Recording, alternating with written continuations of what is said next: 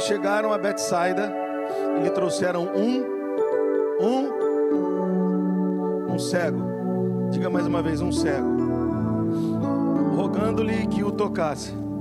Jesus, tomando o cego pela mão, levou-o para fora da aldeia e, aplicando-lhe saliva aos olhos e impondo-lhe as mãos, perguntou-lhe: vês alguma coisa?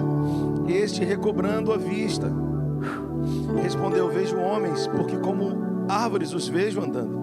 Então novamente lhe pôs as mãos nos olhos, e ele, passando a ver claramente, ficou restabelecido e tudo distinguia de modo perfeito.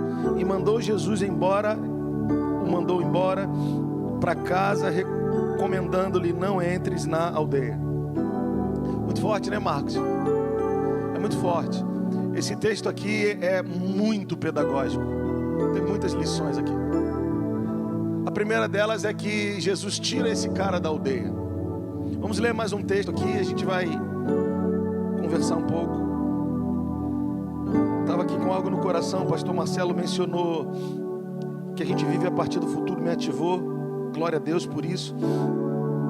Abre aí Mateus 11, 21, deixa que eles colocam lá, Mateus 11, 21. Aleluia. Ei, Jesus, cheira maçoro.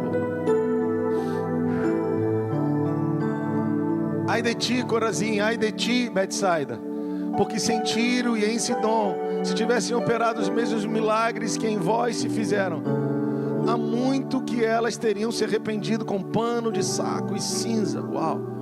Então vamos lá, vamos no texto anterior.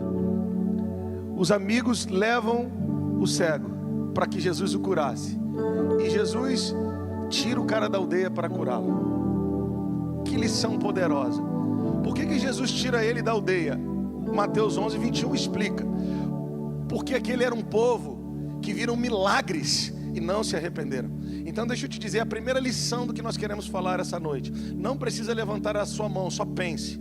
Quantos milagres você viveu em 2025? Deixa eu te dar uma resposta bem legal, te dar um conselho bem legal.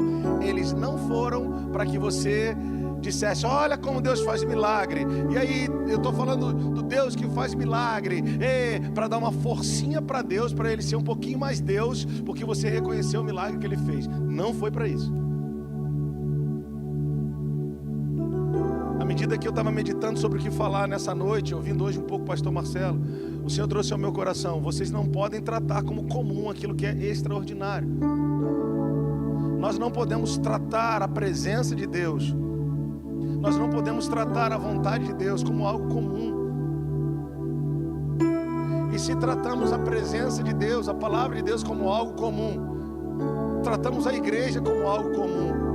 Eu não posso conviver com gente que diz que me ama se não ama a igreja. Eu não posso conviver com gente que diz que me ama se não ama minha esposa. A igreja é a noiva do Cordeiro. Tem que amar a esposa do Cordeiro. E para amar a esposa do Cordeiro, tem que conviver com o Cordeiro e com a esposa dele, ou com a noiva dele. Quem está comigo aí? Está comigo até aí?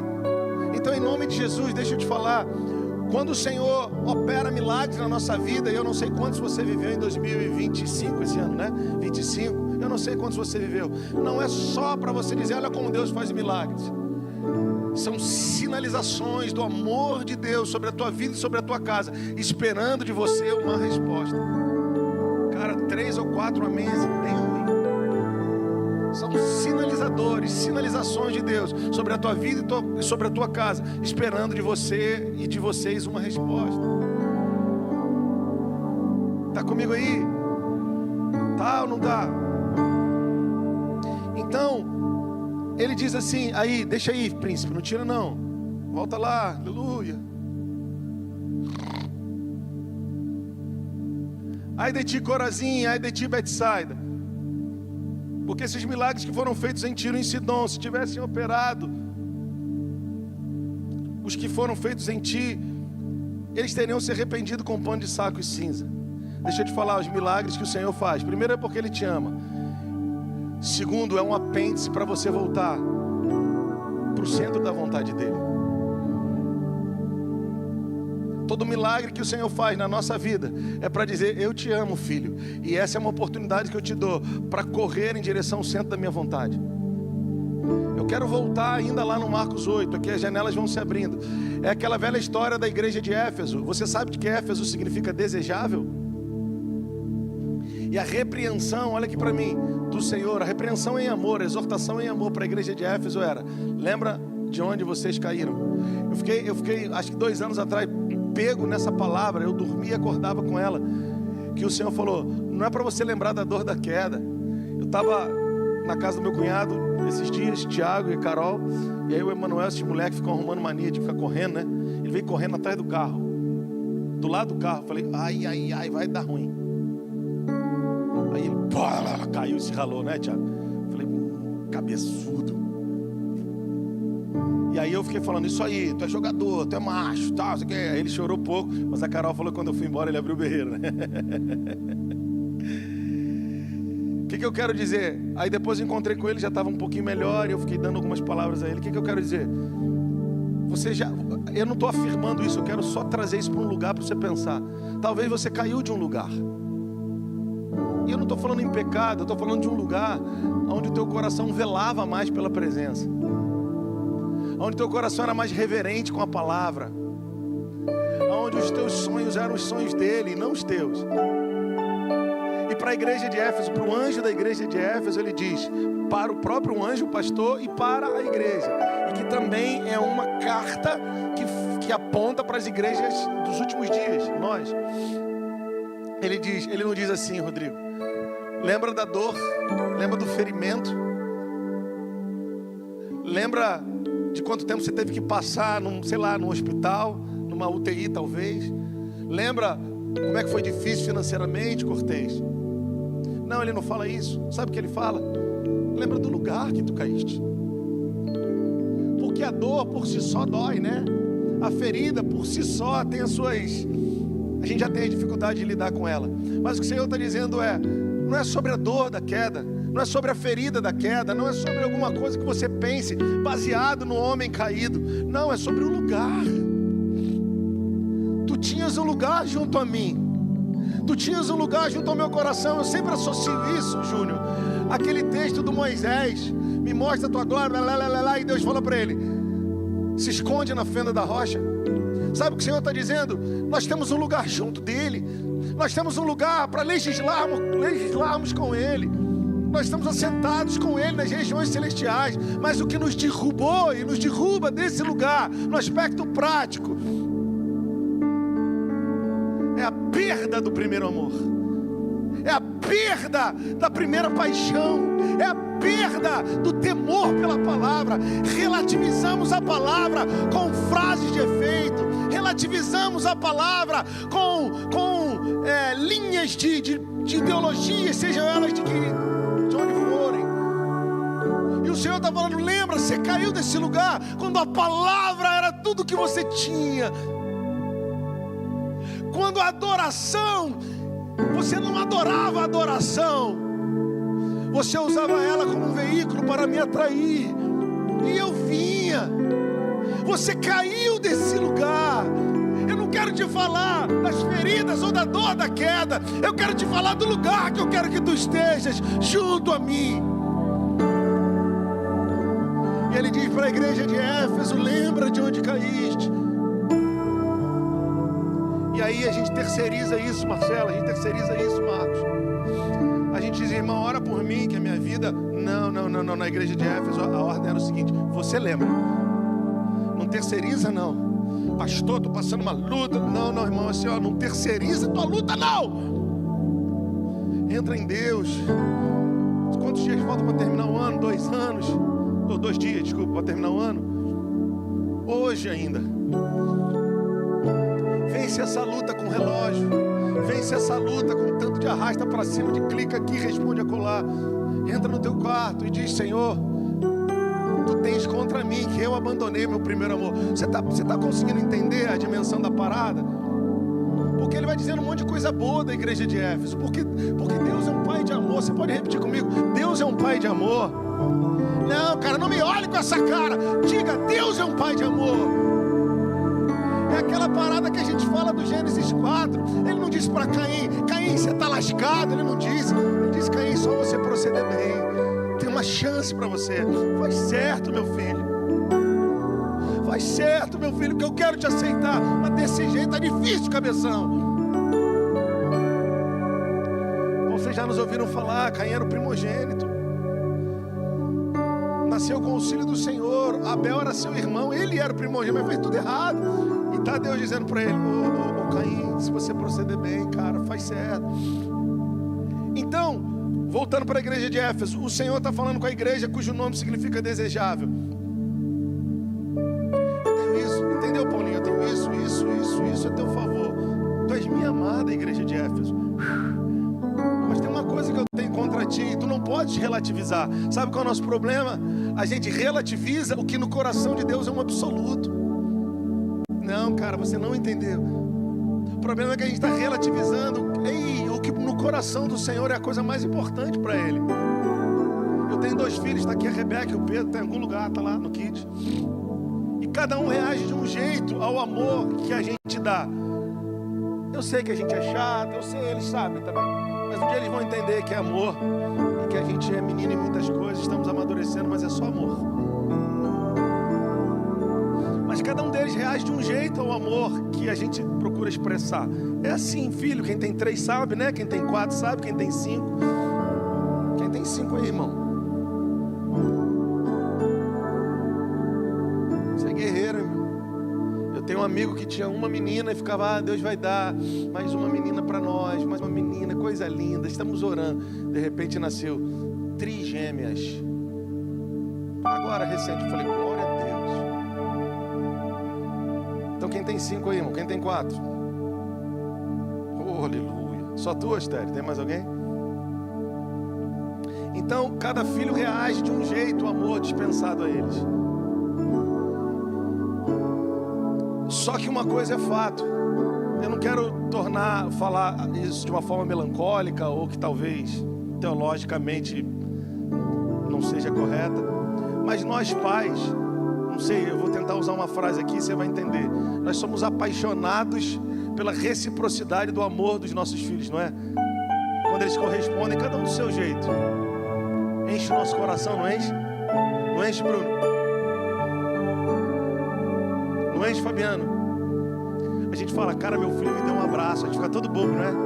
A gente sai no carro sozinho. Minha filha quis ir comigo tomar um café. Não é doideira isso? Só que nós agimos exatamente como nosso pai. Você acha que Deus vinha todos os dias na viração do dia ter com Adão? Por quê? Porque Ele amava Adão mais do que todas as coisas, cara. Porque Adão era a delícia do coração dele.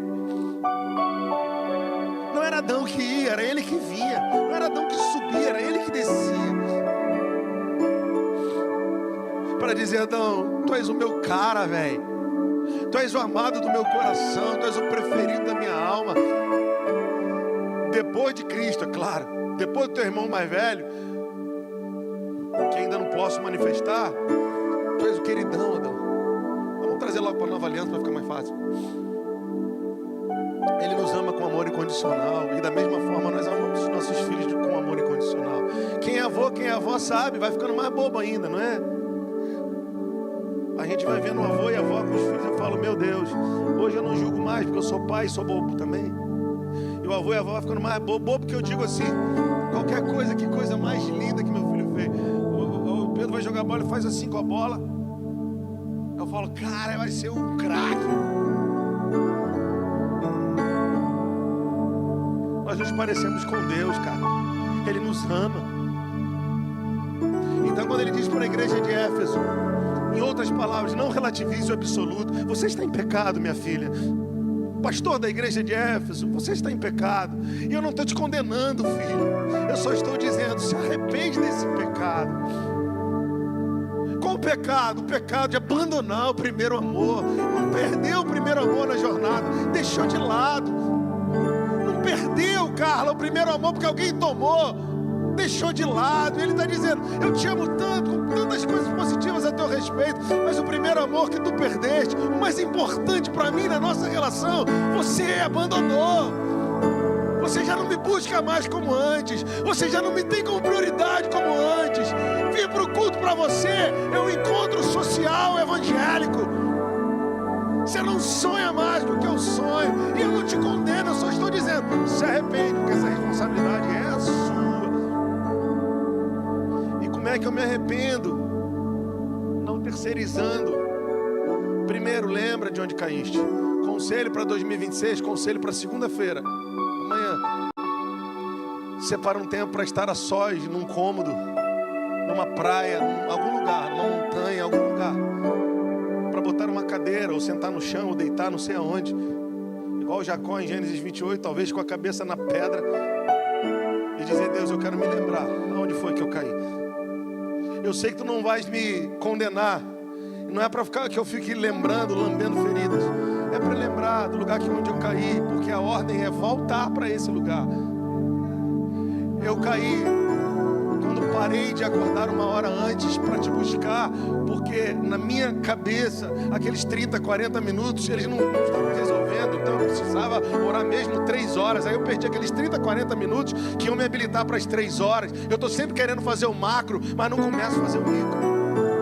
Me perdoa, porque aqueles 30, 40 minutos que eu desprezei era a matéria-prima que você estava trabalhando para coisas maiores, e eu desprezei.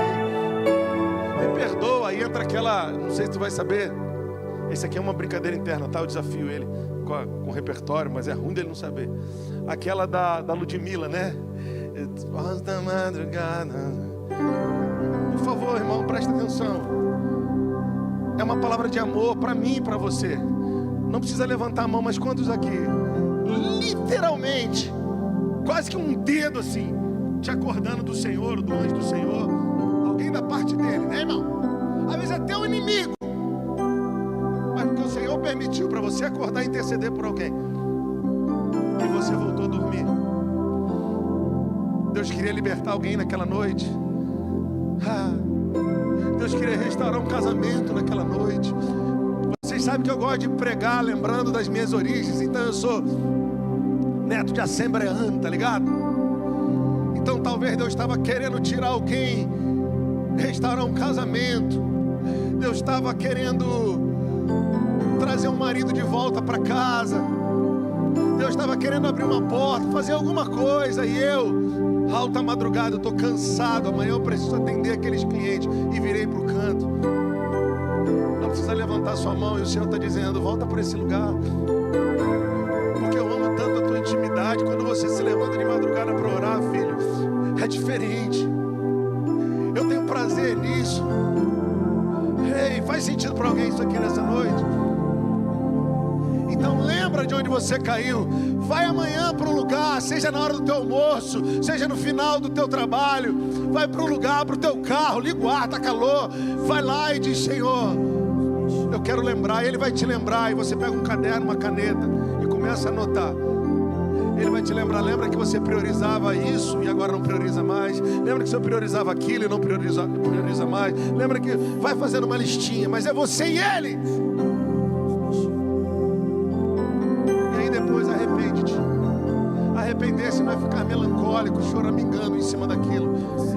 É fazer o techuvá, é fazer o caminho de volta, com a listinha do amor na mão e dizer, eu me arrependo e eu volto, Senhor. Eu quero voltar a orar, sem pretensão de alcançar nada, senão antes o teu coração. E lembra de onde você caiu? Não é para você ficar reclamando das feridas, e nem se lembrando de como doeu. Não precisa fazer esse exercício, porque só de olhar você vai lembrar, né? Mas lembra do lugar. Tu estavas assentado comigo. Tu estás assentado, isso é um direito legal. Mas tu não tens experimentado o poder desse lugar que tu tens em mim. Porque decidiste me secundarizar. Decidiste secundarizar o meu absoluto. E o meu absoluto é a minha relação contigo. Se vais no carro, vais orando. Vai orando em línguas. Coloca no último volume a adoração. E diz que eu sou a tua prioridade. Diz que eu sou o amado da tua alma. Porque essa é a coisa mais importante para mim. Saber que você é meu filho. Você é meu filho, eu sei. Eu quero saber se você sabe o quanto eu te amo, o quanto eu não deixei você quebrar quando envergaste, e como quanto eu não deixei você morrer, quando desististe de viver. Irmão, sabe de uma coisa? Eu sei que uma heresia pode ser, mas não me leve a mal. Mas tem coisa que Deus não precisa da nossa fé, cara. Tem coisa que você desistiu e Ele não desistiu. Teve coisa que você diz não precisa e Ele fez, e você fala por quê? E Ele diz porque eu te amo. Agora eu tenho contra ti, filho, volta, porque o mais importante para mim é o teu amor. Não é o teu amor no show gospel, cheio de luzes, cheio de coisas, mas ali o Senhor te pegou. Nós éramos cegos, nossos amigos nos levaram, ou Ele usou alguma situação ou alguém para que nós nos encontrássemos com Ele. E quando nós nos encontramos com Ele, a primeira coisa que Ele fez, qual foi? O que Ele fez com o cego? Nos fez entender que nós somos filhos singulares e que precisamos assumir a nossa responsabilidade na relação com Ele. Porque quando Ele tira o cego da aldeia, é isso que Ele está dizendo: embora tu sejas oriundo da aldeia de Betsaida, eu te arranco daí para dizer para você que embora tu tenhas nascido aí, tu não estás preso a essa realidade. Tu não precisas viver como se essa fosse a tua única realidade. O que eu quero dizer? Olha aqui para mim, em nome de Jesus, o que eu quero dizer? Já falei e vou repetir: em 2026, para de levantar bandeira ideológica, partido A, partido B, partido C, vem eleição aí, não levanta bandeira de partido nenhum. Ah, porque eu sou preto, levanta bandeira, porque eu sou... Não levanta bandeira nenhuma, porque você é cidadão do reino dos céus.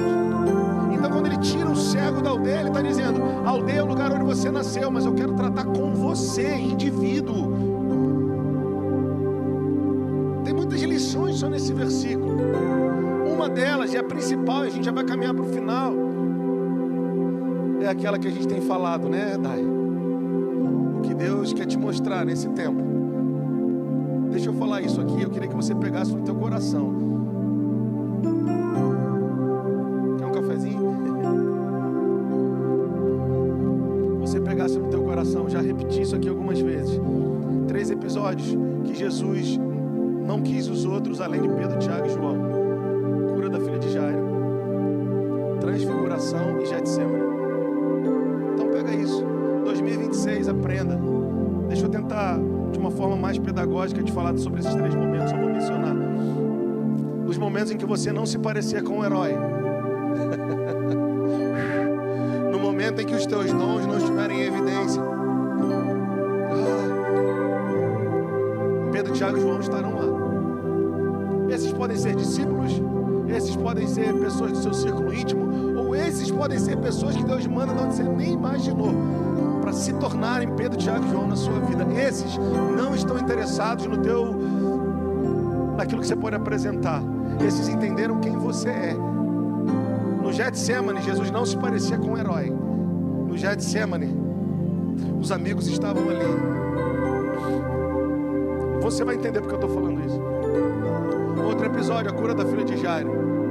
Deus vai operar coisas sobrenaturais, curas poderosas. Se o diagnóstico na tua casa é de câncer, o próximo exame vai dar negativo. Eu quero declarar isso. Não, cara, eu quero declarar isso nessa noite. Hey! Se o diagnóstico é que o filho está entrevado na cama e que não tem mais jeito, o diagnóstico novo que cancela esse, a última palavra é: nessa virada de ano, Deus vai visitar aquele quarto e esse menino vai dar um salto daí.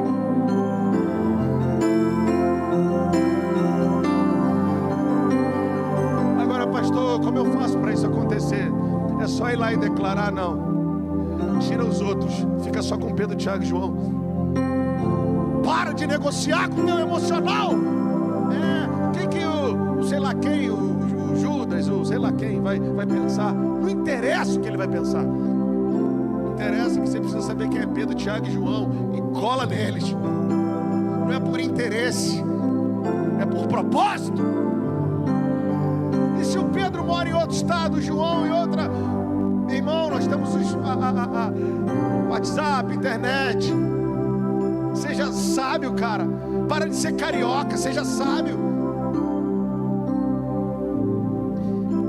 Então, aonde você não se parece com um herói, Pedro, Tiago e João, tem que estar lá, você tem que estar com eles. Aonde as curas sobrenaturais precisam acontecer, tira os incrédulos daí, Pedro, Tiago e João. E sabe qual foi outro cenário? Transfiguração. Você vai ser prensado, vai viver milagres e vai para o futuro. Transfiguração falando de futuro. Quem você pode compartilhar os teus momentos de oração e planejamentos para o futuro?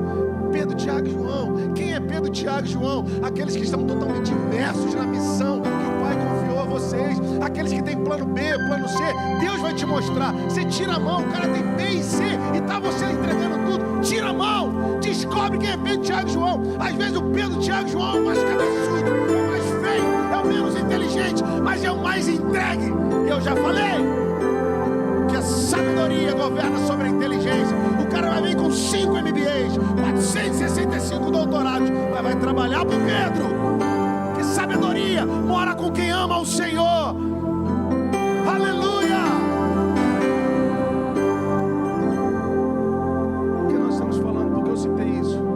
Porque quando ele tira o cego de Betsaida, da aldeia, ele está dizendo assim: nesse lugar eu não posso fazer o que eu quero fazer. Com essas pessoas, com essa atmosfera, e eu não estou falando de ninguém, estou apontando dedo para ninguém. Não triunfa aí dentro de você dizendo: é isso aí, né? Não. Esse não é o meu papel. O meu papel é só acordar você, para que você seja sábio, sem ferir ninguém, se movimente com sabedoria. Em Betsaida ele não podia fazer o que ele queria. Ele teve que tirar o cego dali.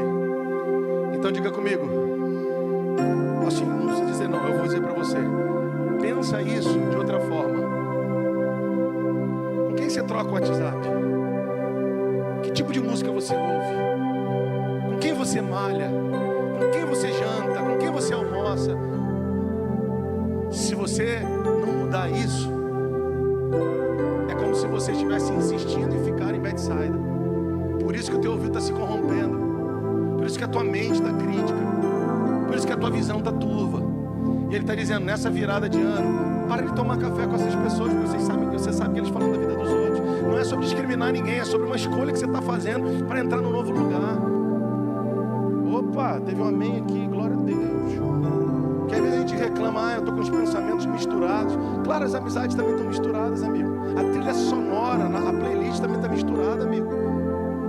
Os desejos vão se misturando, porque os nossos ouvidos recebem de fontes diversas. Não, o Senhor está dizendo, limpa a fonte, ou limpa o ouvido, recebendo de uma só fonte, e ande com gente que quer receber dessa fonte. Ande com gente que decidiu dizer, eu não quero mais isso. Não é gente que vai ser agressiva ou religiosa, vai dizer, eu não quero saber disso. Não, é gente que vai dizer, meu irmão, assim, eu tenho 24 horas no dia, se eu for perder meia hora falando da vida dos outros, aleluia. Então o Senhor pegou ele pela mão e tirou da aldeia. Você já sabe, a aldeia fala de um lugar inóspito, sem relevância social, sem relevância econômica. Sabe o que o Senhor sinaliza para mim, para você? Eu não estou dizendo que você é essa pessoa. Eu só estou dizendo que o Senhor está dizendo, eu quero te dar mais relevância. Mas se você insistir em viver com as práticas da aldeia, eu não vou poder dar. Eu estou te tomando pela mão, vem. Tem alguém em casa aí? Então ele não pôde fazer na aldeia, ele teve que tirar da aldeia. Segunda coisa que eu preciso entender. Ele orou a primeira vez, né? Passou saliva nos olhos. O que você vê? Homens como árvores. Depois o texto diz que ele recobrou a visão. Sabe o que é lindo? E que eu entendo que principalmente é com esse tipo de gente que Deus está falando aqui agora. Não está falando com os 100% cegos, os que nunca viram, não. Eu creio que o Senhor hoje, nesse último culto, está falando com gente que um dia já viu mais. Mas hoje a visão foi se perdendo. E ele está dizendo assim, ainda assim, Márcio, eu te amo. Não, desculpa, né? Eu essa minha mania de conversar, não estou associando que você não vê não. Foi só porque eu te vi aí, bonitinho de verde, eu mencionei, mas não estou dizendo que você não vê não. Então preste atenção.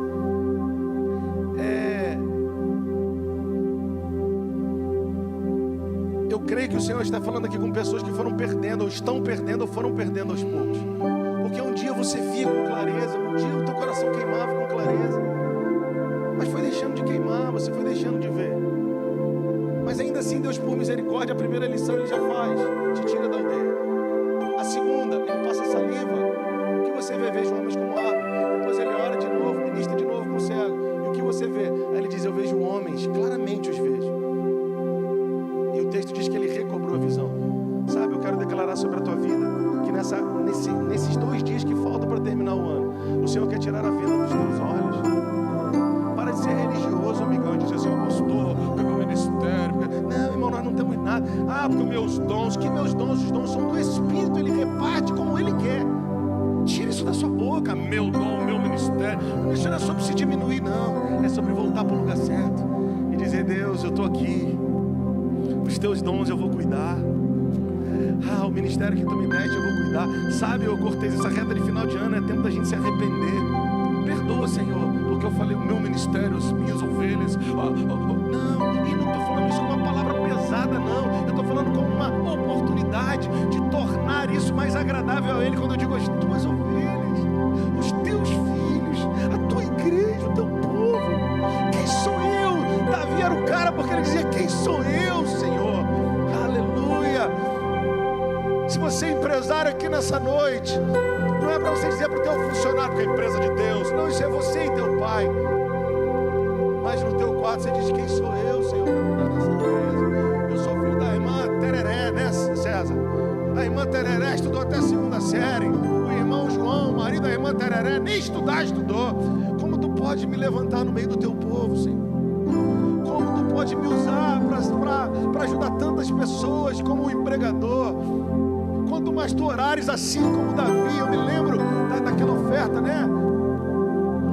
Que a Bíblia fala dos superintendentes das empresas do rei. Cara, Davi já era multi, um monte de coisa. Mas o coração dele era, quem sou eu, Senhor? Para que te lembres de mim. Quem é o meu povo para que tu visites? Contanto, tu me fizeste um pouco menor do que os anjos. E de glória e honra tens me coroado. Ei! Levante as suas mãos a Ele e adore, porque Ele te tira da aldeia e Ele abre os teus olhos. E se os seus olhos se fecharam, Ele está aqui nessa noite para dizer, eu é que sei que pensamentos têm a teu respeito. Eu quero escancarar os teus olhos para que tu vejas o que eu quero te mostrar nesse novo tempo que começa.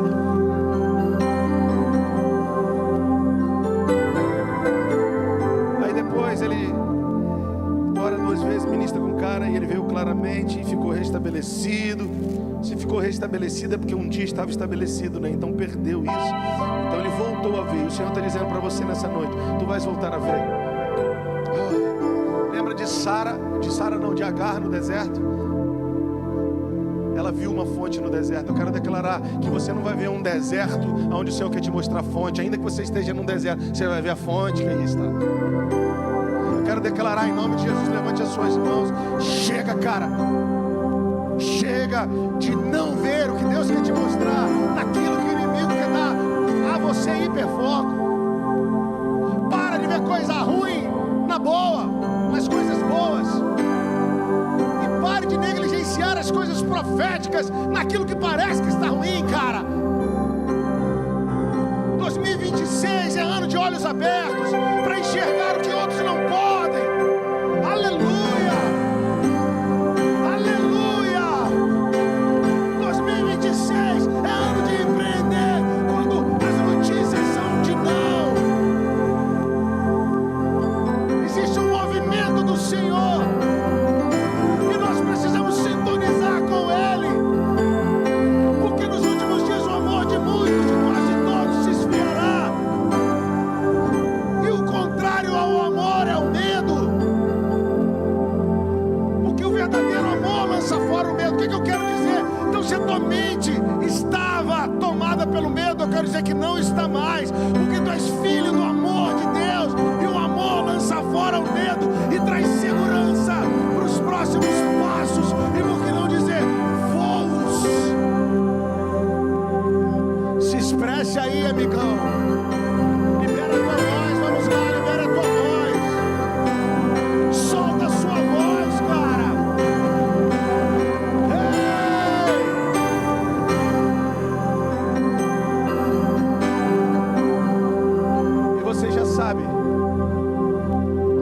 Depois que ele cura, ele diz para o cara, tá aí no versículo, coloca aí pra gente aí. Esse é muito forte, né? Como é que pode isso? 26, Marcos 8, 26. Isso é muita loucura, né? Só Jesus vai fazer um negócio desse, né, irmão? Não faz sentido nenhum para a mente humana. E mandou Jesus embora para casa, e recomendando, não entre na aldeia. Isso é incrível. Coloca pra gente aí Gênesis 12, por favor, e a gente já vai terminar. Hoje, o último culto do ano, eu queria ter meia-noite, né? Brincadeira. Amém, só vai ficar nós dois, hein? Os crentes hoje em dia, tá só Jesus.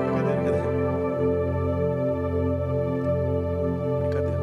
Ora, disse o Senhor a Abrão, sai da tua terra, da tua parentela e da casa do teu pai, e vai para a terra que eu te mostrarei. Você pode repetir comigo? Terra, diga comigo, geografia. Diga parentela, pessoas. Casa do teu pai, ambiente. E terra que eu te mostrarei, alcance da visão, ampliação da visão. Tu pegou ou não? Você vai ter que ter isso na veia nesse próximo ano. Vou te dizer de novo. Terra, geografia. Não adianta, irmão, você se desconectar de geografia nenhuma. Eu vou morar perto dos meus parentes, não. Isso não vai mudar a tua vida, não, irmão. Só vai mudar se você aprender a não viver mais baseado naquela cultura. Eu não estou falando sobre ignorar aquela cultura. Você precisa aprender a viver a partir da cultura do reino dos céus.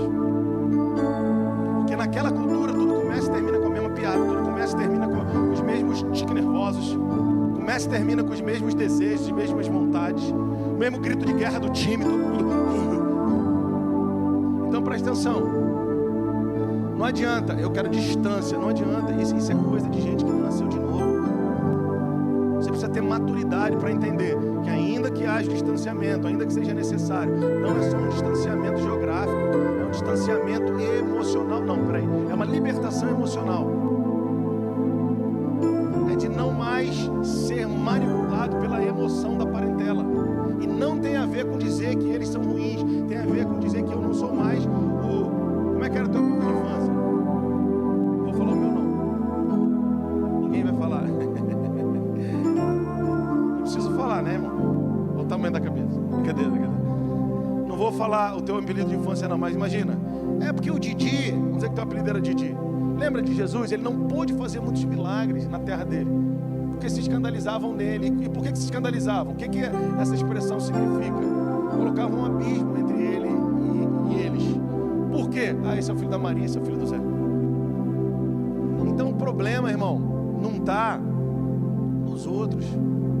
Esquece os outros nesse sentido. O problema está na realidade daquela aldeia.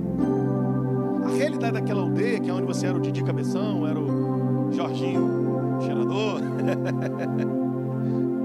Eles vão sempre apontar para o teu passado. Lembra, quando a gente tinha 17 anos, nós cheirava, que nós... Tá, e daí, primo? Eu não quero mais falar disso, já foi. Falou, lembrou, como a gente cheirava, né, primo? Não, é assim. E se não cheira na tua frente até hoje? Me respeita, eu sei que tu é pastor. O que você quer dizer com isso, pastor? Estou pegando pesado para dizer para você. Não é sobre eles, é sobre a cultura daquele lugar. Então sair da terra sem desconectar da realidade da parentela é meio em vão. Você tem que sair da terra. Se tiver que sair da terra, ok. Mas sobre todas as coisas, sair da parentela, porque parentela são pessoas. E eu não estou falando dos teus parentes, eu estou falando de todo tipo de pessoa que te prende no passado. Trabalha 10 anos com a mesma pessoa, você já tem muita intimidade, você já falou demais, agora ela não te respeita. Corrige isso, não é dando dura nela, é entendendo para onde Deus está te levando. Sai da tua terra, da tua parentela, e casa do teu pai. Quando ele fala casa do teu pai aqui, o Senhor não está diminuindo a casa de Terá, o pai de Abraão. Arã, né? Terá. Não está diminuindo a casa de Terá. Ele só está dizendo, ao contrário, ele está endossando a paternidade e a liderança desse cara. Ele está dizendo, a casa é do teu pai, e aqui tem limite. Vocês já nos ouviram falar, ele saiu de Ur dos Caldeus para ir para Canaã, mas parou em Arã. E Deus respeita a autoridade, ou a figura de autoridade, ou o representante da autoridade, porque a autoridade é um princípio que Ele estabeleceu. Então, se é teu pai, eu vou ter que respeitar. Se você quiser ir além, vai ter que sair da casa do teu pai. Geografia, pessoas e limites pré-estabelecidos. E agora, Deus, para onde eu vou? Então, você vai para lá. Me mostra tudo. Não posso. Por que não pode? Porque não é assim que eu trabalho. A cada passo, eu te mostro o próximo. A cada 2 passos, eu te mostro o próximo. A cada 3, eu vou te mostrando. Eu te mostrarei. Mas a ordem é essa: terra, pessoas, limites pré-estabelecidos e visão ampliando, sendo ampliada. Tem alguém em casa aí? Então volta lá naquele versículo para a gente terminar. 26. E mandou Jesus embora para casa, dizendo: não entre na aldeia. E eu vou terminar aqui. Por quê? Porque Jesus foi ter com um cara e queria que ele recobrasse a visão. Jesus foi ter com você nesse ano, no teu processo, porque 2 vezes ele orou, fala de processo. Viveu o processo, não foi, irmão, esse ano? Pastor, eu caminho contigo há 10 anos, só fala de processo. Pois é. Porque é de glória em glória, de fé em fé. É processo, irmão. Só que você está amadurecendo, você está crescendo. Agora, pega comigo aí. Orou 2 vezes, processo. Pastor, esse ano eu fui ferido por quem mais investir. Não fica lambendo feridas. Entra no lugar em Deus. Pede a Deus para revelar o amor dele a você. Pede para ele encher o teu coração de perdão. Porque você decide perdoar e depois talvez demore tempo para chegar nas tuas emoções. Mas se chega na tua decisão, vai chegar nas tuas emoções. Mas se não chegar na tua decisão, pode não chegar nas tuas emoções. E de fato, então, você não terá perdoado. Isso pode te pegar. Porque se você não perdoa, você não é perdoado. Então você vai ter que abrir a boca e dizer para o teu cérebro ouvir. Lembra de Davi? Sossega a alma, porque eu ainda vou louvar o Senhor. Você vai ter que abrir a tua boca e dizer para o teu cérebro ouvir. Você vai ter que abrir a tua boca e dizer para o teu pai ouvir. Você vai ter que abrir a tua boca e dizer para o mundo espiritual ouvir. Senhor, eu perdoo fulano de tal. Mas as minhas emoções, calma que elas vão seguir a tua decisão. Opa! Então 2026, não fica dizendo: eu também não falo nada, eu também não digo que amo, mas também não digo que odeio, mas dentro de mim eu odeio. Não pode. Você vai ter que abrir a boca com o coração. Se crê com a boca, se confessa. Então se você crê que perdoa, abre a boca e diz que perdoou. Mas eu ainda não sinto, vai sentir depois. Não, irmão, dá um aleluia aí, irmão. Processo. Pastor, o meu sócio me meteu a faca nas costas. Bem-vindo ao clube. Eu ouvi um pastor sênior, top na nação, falando assim: pastores, vocês me ouvem falando sobre traição. Se você não foi traído, fica tranquilo, já a tua chance de sua vez vai chegar. É porque para nós, irmão, é a última. Meu Deus, que tragédia. Não, tu não está entendendo. Opa, obrigado pelo seu aleluia. Se você entender, é o começo da melhor estação da tua vida. Porque você não vai carregar ninguém. Porque Jesus, na noite que foi traído, não deitou debaixo do cobertor e ficou: meu Deus, o Judas, o tesoureiro, o cara. Ele falou: façam isso em memória de mim, repartir. Isso aqui é vida, ó. Eu tenho vida para repartir. Se eu não tivesse vida, ninguém arranca um pedaço de mim. Só que você se auto-regenera, irmão. Se arrancarem um dedo, vai nascer um maior ainda. Aleluia. Mas você precisa se ligar nisso agora, nessa reta de final de ano. Então, pastor, eu vivi processo esse ano. Você viveu o processo para você aprender a voltar para a aldeia, mas não mais. Não estou chamando nenhum lugar de sujo. Eu só estou falando, mas para a lama da aldeia você não carrega mais. Você vai poder conviver em qualquer ambiente. O ambiente não vai mais ditar o ritmo das suas emoções. Por quê? Porque você era cego. Quem te curou foi Ele. Ele gentilmente te tirou pela mão e te tirou e acompanhou você no processo, te ajudou em todo o processo, te fez enxergar. E agora Ele falou: volta para casa, mas não entra na aldeia. Perdoa todo mundo. Pastor, mas no meu coração, eu não estou falando no coração. Primeiro, começa com a boca, começa com a decisão. Fecha a tua porta do teu quarto, deixa ninguém saber não. Fica você como maluco, orando e declarando. Fala: Deus. Aí fala o nome do cidadão e fala: eu já o perdoo. Aí teu coração vai dizer: não perdoa. Você vai falar: coração, sossega, que já você vai conseguir. Fica em paz. Eu já falei, paz não é ausência de tumulto. A gente confunde paz com tranquilidade. Tranquilidade é ausência de coisas que a nossa mente... Não. Tranquilidade não vai rolar muito não, irmão, nos dias que a gente vive. Mas paz é governo sobre o medo. Paz é governo sobre o medo. Você já nos ouviu falar, porque em breve o Deus de paz é o Senhor da guerra. E em breve é o Deus de paz que vai esmagar Satanás debaixo dos seus pés. Eu quero declarar nessa noite que tu não és um homem da aldeia. Eu quero declarar que tu não és uma mulher da aldeia. Eu quero declarar que tu não és mais um na estatística dos teus, com todo respeito a eles. Eu quero declarar que tu não és mais um na estatística dos desigrejados ou os feridos como igreja. Amo a todos. Eu quero declarar que tu não és mais uma ovelha desgarrada, pulando de lugar em lugar, procurando o mentor perfeito, o pastor perfeito, porque esse é um sinal dos últimos dias. As pessoas teriam comichão nos ouvidos e procurariam um mestre segundo a sua própria cobiça. Eu quero declarar que tu és um homem e uma mulher de propósito. Eu quero declarar que tu és um filho, e como filho amado e alguém importante para uma congregação, serás um pai no meio do teu povo.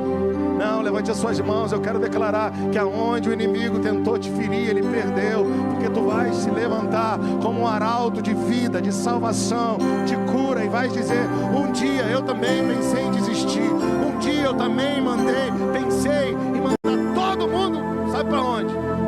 Mas eu me rendi e entendi que eu precisava passar por aquilo para hoje dizer para você: calma, o mundo não acabou, é só parte do processo.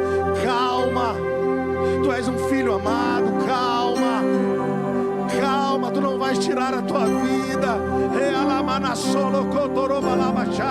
Tem gente que vai chegar na tua vida que vai dizer: eu ia tirar minha vida hoje. No fundo tu vai ficar meio desesperado, vai dizer: meu Deus, o que eu faço? Ficaria. A partir de hoje tu não vais fazer isso. Tu vai segurar no ombro dela e vai dizer: não vai. Por que não vai? Porque eu estou dizendo que não vai. E por que eu não vou? Porque eu estou aqui para te ajudar. E como se ele foi embora?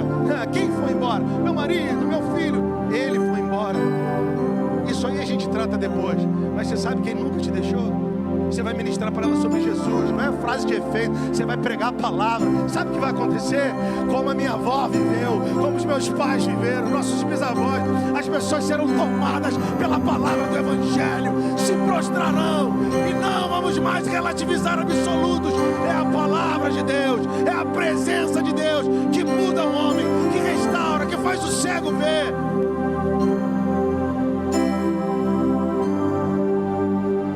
Vou citar o nome dele não, que ele está aqui na minha reta, estava com a mão levantada, está de camisa verde, está atrás do César. Chegou aqui na igreja e falou: pastor, eu estou passando por isso. Eu falei: meu Deus, é forte, Brasil. Porque o que eu estava passando era semelhante, mas eram uns 5 andares abaixo. Mas na hora que ele falou comigo, já era um tempo que eu podia ouvir aquilo. Eu olhei dentro dos olhos dele e falei: fica tranquilo, eu sei como lidar com isso. Uns 3 meses atrás, amigo, eu diria para você, como diz o outro: procura outro ministério que não dá para mim não. Eu quero dizer que você não vai ter medo quando os problemas chegarem para você. Você não vai ligar para o líder da célula, para o pastor. Você vai olhar e vai dizer: foi por essa hora que eu nasci. Tem uma palavra de vida na minha vida. Tu não tens compromisso primeiramente com o pastor Rodrigo, não, irmão. Tu tens um compromisso primeiramente com aquele que te arregimentou. Vais prestar conta de tudo que tu fizeres. Então, em nome de Jesus, se posiciona como rei e sacerdote nessa geração. Começa a liberar a palavra de vida para aqueles que estão mortos e eles vão ressuscitar. Começa a liberar a palavra de visão para aqueles que estão cegos e eles vão voltar a ver. Em nome de Jesus, vai recebendo no teu coração essa palavra. Volta para casa, mas não entra na aldeia. A ordem do Senhor para mim e para você é: vai conviver com as mesmas coisas que você convivia antes, mas não se misture com elas. Vamos lá, os músicos, vais encarar os mesmos desafios, mas tu não vais dar as mesmas respostas. Eu sinto uma unção de Deus aqui nessa noite. Eu queria terminar, como eu fiquei empolgado com a palavra do pastor Marcelo aqui na oferta. Eu mencionei isso ontem lá no nosso encontro, eu vou mencionar aqui, mas já vou desligando tudo para não demorar. Ezequiel 47, 6 e 11, coloca aí pra gente, primeiro 6, né? A visão de Ezequiel, as águas saem do templo, Elivelto. E aí depois é o processo do Ezequiel, né? 500 metros, 500 metros, 500 metros, ou 1000 côvados. Até que chega no versículo 6, e ele disse: você viu isso, filho do homem? Eu falei ontem com os irmãos, quando ele fala filho do homem, ele está enfatizando a natureza humana. Não está dizendo o anjo, está dizendo o filho do homem. O nome do meu pai é Carlão, vai estar aqui, é Carlos Gomes, apelido Carlão, vai estar com a gente na virada. Ô Rodrigo, filho do Carlão, é isso que ele está falando com Ezequiel. Você viu isso, apesar de ser homem? Aí ele diz: então me levou e me tornou a trazer a margem do rio. Ou seja, a gente vai voltar para os mesmos lugares. Pega Carol, pega Júnior. A gente vai voltar para os mesmos lugares. Pega Renato, pega Nívia, Samuel, André. Nós vamos voltar para os mesmos lugares. E nós vamos ver os mesmos lugares. Muito das coisas que nos mesmos lugares, que naqueles lugares aconteciam do mesmo jeito. Talvez você vai voltar no condomínio que você morava. O filho do teu amigo de infância vai estar fazendo a mesma coisa que ele. Ou na vila, ou na comunidade, não sei. A casa do teu amigo vai ser ele ainda que vai estar morando lá, vai estar pintado da mesma cor. Talvez, tem muito tempo que não deu tinta. Eu quero declarar, e não precisa levantar a mão, eu quero confirmar, né? Quero enfatizar que amanhã você vai ter que lidar com as mesmas coisas. Elas não vão ter saído de lá, os boletos, eles vão estar lá. O filho desviado vai estar lá. O papai precisando de ajuda, né, Jana? Vai estar lá. Ah, meu Deus. Né, Marcos? Né, Dai? Vai estar lá. Não é mágica. É que a minha cabeça vai abrindo aqui. Lembra de Jesus no deserto, na tentação do deserto? Se tu és o Filho de Deus, transforma essas pedras em pães. Em outras palavras, Jesus falou: não vou fazer mágica para te impressionar e nem para comer, Satanás. Eu não vivo só de pão, eu vivo do que meu pai diz. Milagre não é mágica, irmão. Você não precisa fazer mágica para provar nada para ninguém. Pegou, Renato? Não precisa fazer mágica. Nós não vamos fazer mágica. Sim, Salabim, pedra vira pão agora. Para mim, não vai. Mas sabe, esse versículo me enche de coragem, ô Theo. Falar meio Judson aqui, né? Me enche de esperança. César, me enche de esperança de que 2026 eu estou entrando num novo lugar. Porque eu vou ver as mesmas coisas, Fabiano, mas o sentimento que vai me tomar não é de dor e de incapacidade. Ei.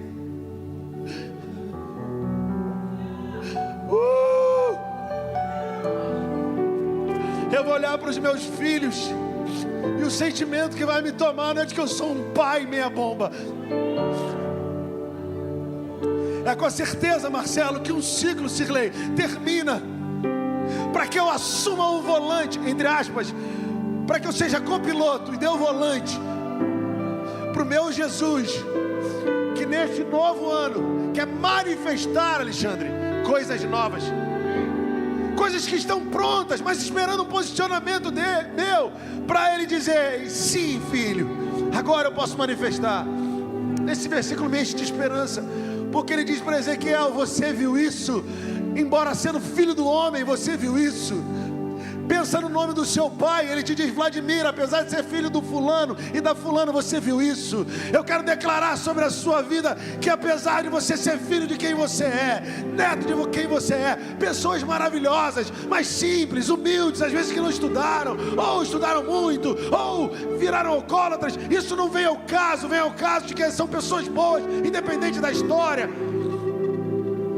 Tu não és um anjo, tu não és um ser intergaláctico, tu és filho do homem, nasceste de um ventre humano.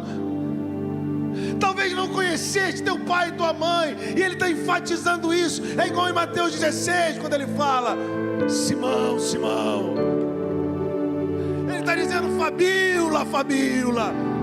Não é a missionária do avivamento, é a minha Fabiolinha. Viste isso? Ele está dizendo: Felipe, apesar da tua história, da tua origem, das tuas pseudodores, Viu como eu fui bom contigo? Viste isso, meu filho? E nós vamos dizer: eu vi, Senhor, porque tu me mostraste. Porque eu, Senhor. Agora eu vou falar para as pessoas, vai ter gente que vai me julgar, me bater, me arrebentar. Só que você não anda mais nesse lugar, então tá tudo certo. Viste isto, filho do homem? Ah, viu, né? Então, Vladimir, sabe o que ele fez? Me tornou a trazer para o início. Me colocou em ambientes que eu precisei me desconectar um dia.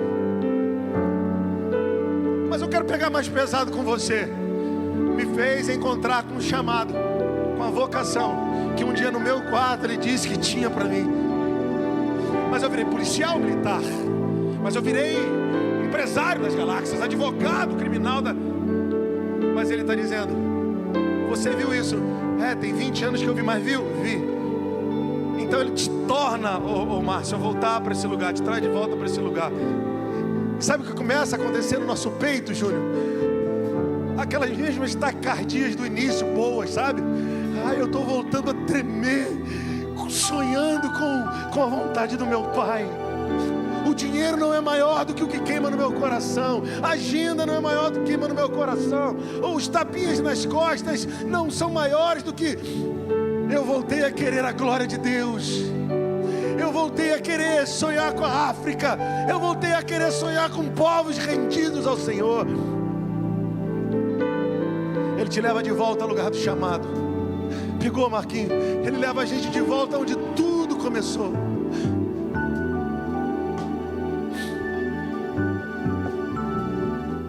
Sabe por quê? Sabe onde tudo começou? Nas margens do rio. Aliás, começou no rio. Você lembra quando você se converteu? Você lembra que você queria salvar o mundo, né? Deus está te trazendo de volta para esse lugar. Você não vai salvar o mundo, mas quem cruzar teu mundo vai ser salvo. E que cada um aqui tem esse fogo no coração. Quantas realidades, centenas e milhares não serão transformadas? Quem está comigo aqui? Ele voltou a me trazer para a margem do rio, versículo 7. E quando eu voltei, à margem do rio havia grande abundância de árvores de um lado e de outro. Levanta sua mão, deixa eu te dizer. Levanta aí, meu amigo. Sabe aquele lugar que você via como um desafio para você? Sabe, que você via, Gabriel, assim: cara, eu não sou maior do que a cultura da minha casa. A cultura da minha casa é pesada, eu não quero criticar, mas aqui é difícil, ninguém rompe.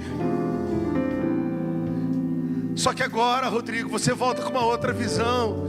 Não volta mais com a visão de alguém que é intimidado por aquela realidade. Você volta com a visão que é intimidado e logo cego, logo se porta como um cego. Você volta como alguém que Jesus abriu os olhos. E você volta não para duelar mais com aquela cultura, mas para reinar, governar sobre ela. Para dizer: não me importa a cultura, o que importa é que eu era cego e agora posso ver. O que importa é que eles trabalham, Paulinho, apontando para o meu passado. Eu não, deixa me julgar. Quanto a mim, eu olho para o Paulinho e vejo: tu és um grande empreendedor, cara.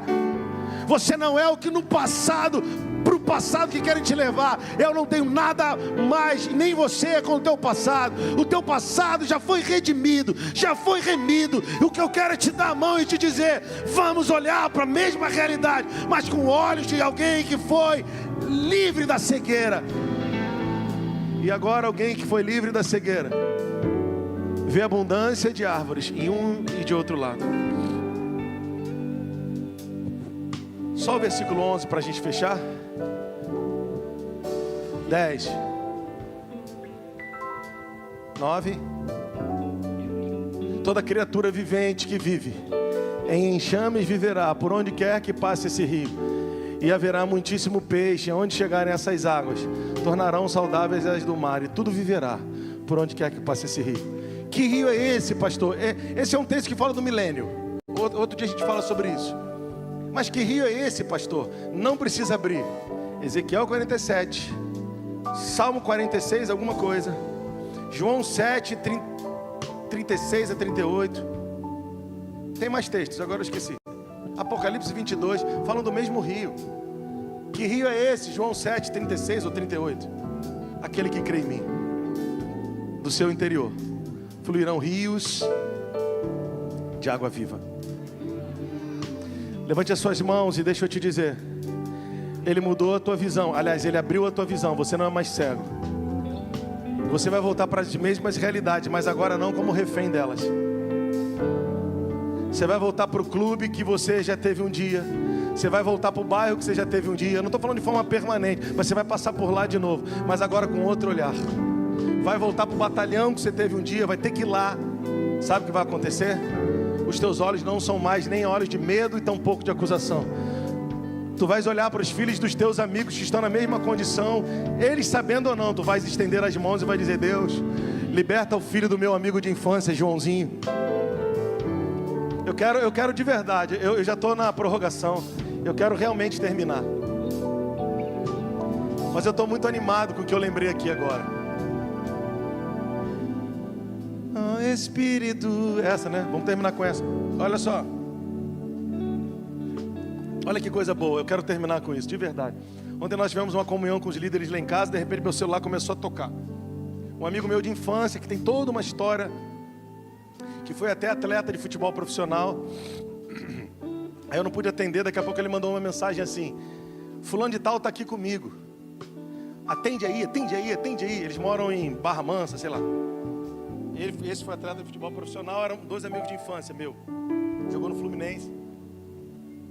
Aí quando deu uma pausinha eu atendi, eu liguei. Aí eles na chamada de vídeo, aí só um pôde atender e falou assim pra mim: rapaz, quanto tempo eu não te vejo. Mandei mensagem pra sua mãe agora, pro seu pai. Os caras devem estar bêbado, né? Aí quer ver os amigos de infância. Aí começaram a ligar e numa chamada de vídeo fiquei feliz.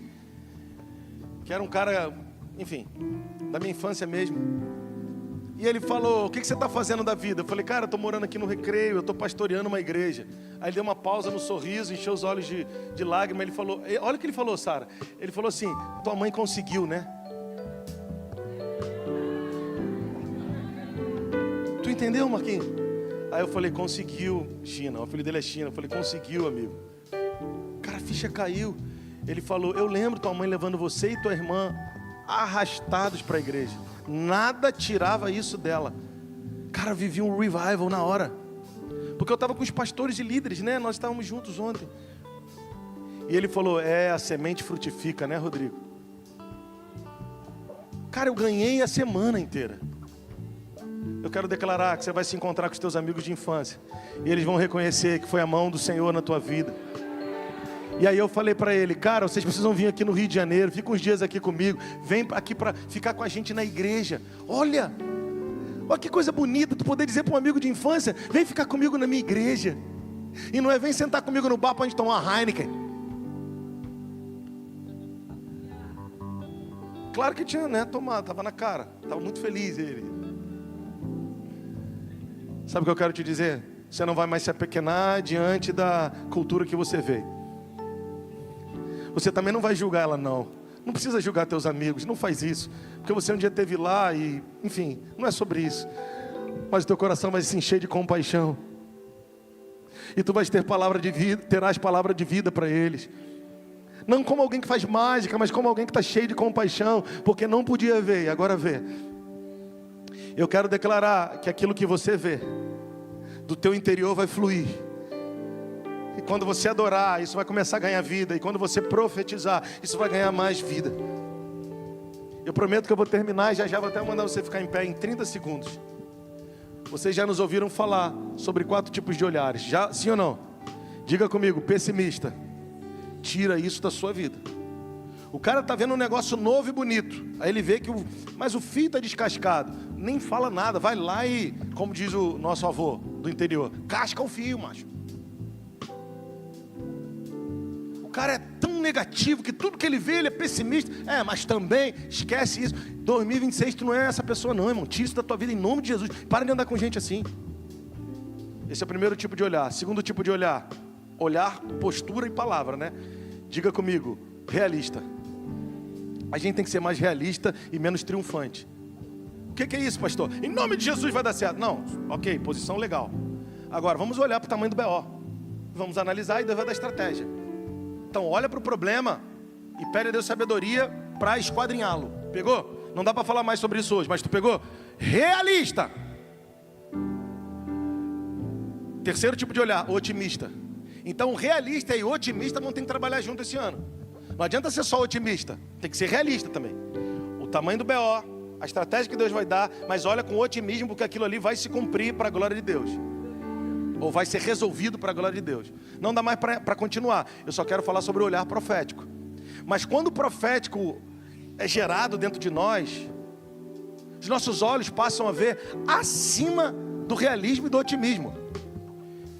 A conta não vai fechar. Faz todo o planejamento, mas no final das contas você vai ver. Dependa do Senhor. Profetiza sobre o vale de ossos secos. Profetiza sobre as circunstâncias. Porque tu não és mais um cego. Agora você pode ver. Então você vê conforme aquele lugar de águas profundas de Ezequiel 47.